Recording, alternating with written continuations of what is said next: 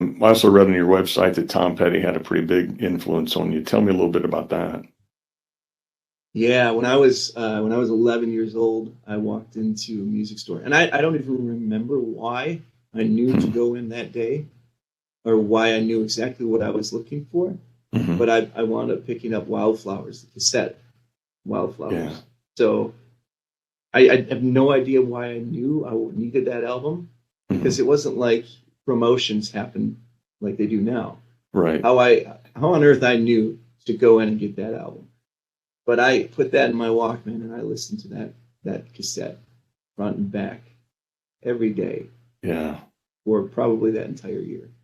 And I just remember my mind just being blown that a band could sound like this. Like I Mm. was I didn't know any of the guys' names at the time, just Tom Petty, Hmm. but to Hmm. hear what Venmont Tench could do on a piano, I Yeah. want somebody.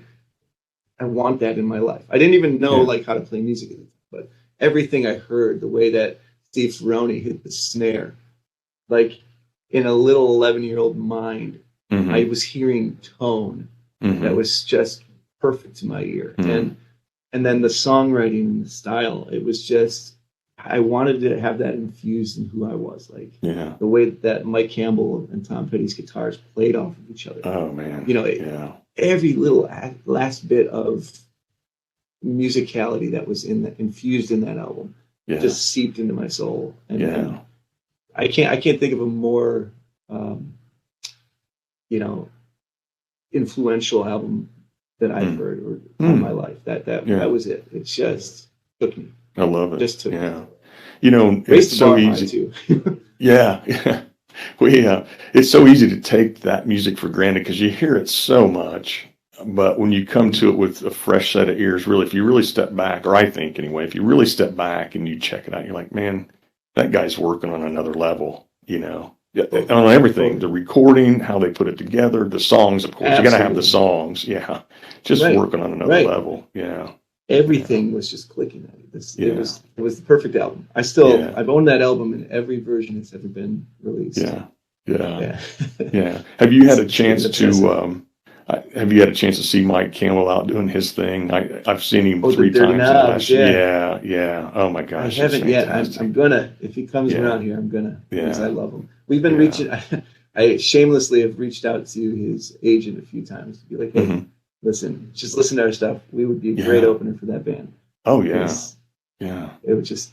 And I know he'd love it too. I know he Hmm. does. Yeah. I love Mike Campbell. I really do. Yeah, the Knobs they're great. It's a fun band. Yeah. I'd love to check them out. Where did Yeah. you see them? I saw him at the Hi-Fi in Indianapolis, a small little 200 capacity club, and then I Hmm. saw him. Indianapolis hosted a new festival called the All In Fest, and Yeah. and he played like midday, which was a crime to me. I mean, Fogerty headlined and which was great. There were a lot of Cage the Yeah. Elephant, but he was way down the bill. He played an hour, and then Yeah. I saw him at Bourbon and Beyond down in Louisville, and he Mhm. just smokes it every time. I mean, So good. yeah, So good. so good. And he, you know, So good. it's hard to maybe pull from a video or I've heard him talk in an interview or you watch him Right. live, but he genuinely seems like a real guy. You know, he's Oh just yeah. down to Totally. earth. So yeah, Yeah. I'd yeah, love to meet the guy. yeah, I'd love to yeah, play for him, yeah, open for him. I'd love it. yeah, yeah. Um, Cool.